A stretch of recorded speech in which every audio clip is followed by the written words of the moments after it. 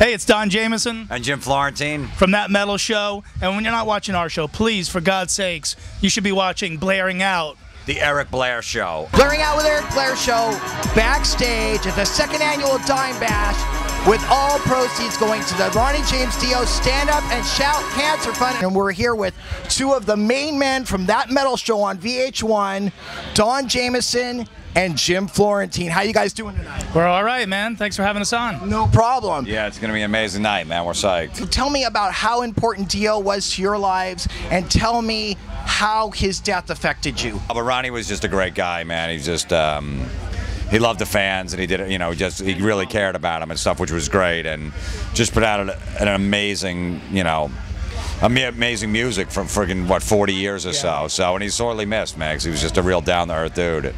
And it was a fucking big blow to the metal community. And Don, what was your first thoughts when you heard about the death of Dio?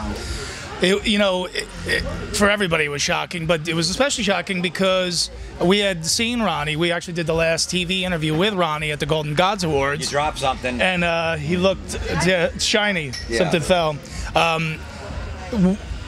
He was in remission at the time, and things were looking up for him. He looked really good. He looked really good at the show too. And I think, and what Jim said, like he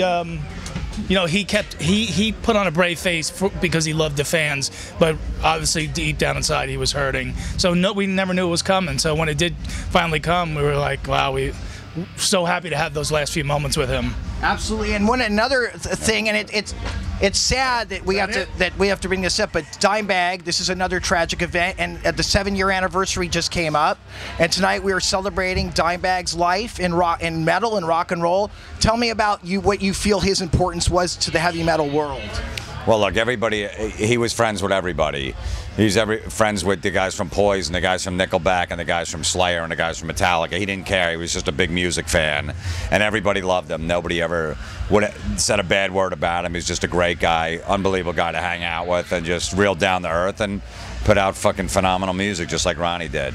Yeah, there's certain guitar players that come around every few decades that are special, Jimmy Page, Eddie Van Halen, and you got to put Dimebag in there. He took heavy metal guitar shredding to a new level, and like Jim said, he would literally give you the shirt off his back, which I always liked when he did, because he had Ace Frehley tattooed on his chest there, real proudly. Just such a music fan, amazing. Now, one of the things I want to say to the fans out there about you guys is you guys have a sterling past in the entertainment industry. Both of you guys have paid your dues. You have an Emmy, correct? We both have Emmys. You both have Emmys for the NFL show that you did. Yeah. Well, people need to know about that, because a lot of people that are introduced to That Metal Show, this is their first time. They may not know about your background. This is a chance to let them know you guys have paid your dues in this industry, and that's why you are co-hosting The Metal Show. Yeah, well, I don't even know where Miami is. When we were single, we used to keep it by our bed because it acts like an aphrodisiac with chicks. Yeah. Because they see you have an Emmy, they think you got something going on. Yeah, it was like our Mariano Rivera was a good closer. Yeah. You rap with the chick in the kitchen, go, oh, let's go in the bedroom for a second. The stereo's in there. And they go, what's that on the nightstand? I'm like, it's this Emmy I won a couple of years ago. A real Emmy? I'm like, yeah. Can I touch it? And well, do you touch something else first? Yeah. Can we work? Well, let's deal. But yeah, look, so we both started out as comics, playing at firehouses and VFW halls, and now we play really fancy VFW halls and firehouses, and we won an Emmy, but doing this show we'll never have a greater job than this. Three best friends talking about the only music that we ever loved and meeting every single one of our heavy metal idols. And it doesn't even feel like we paid our dues, because we just always loved what we were doing, whether we're making $5 or whatever. It didn't matter. We just had fun. We always had fun. So, to me, it wasn't even paying dues. I'm like, this is fucking cool.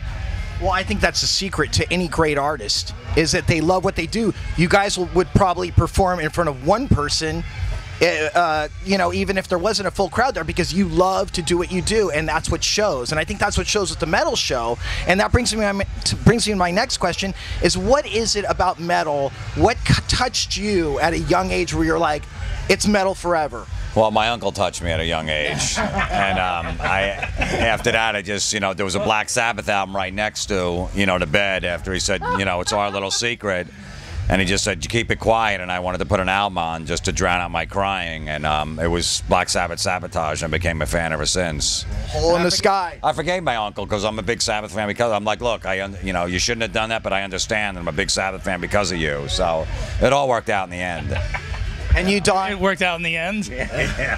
What band did that turn you on to? Well, she tried, but, it was a little rough. He didn't have any lube.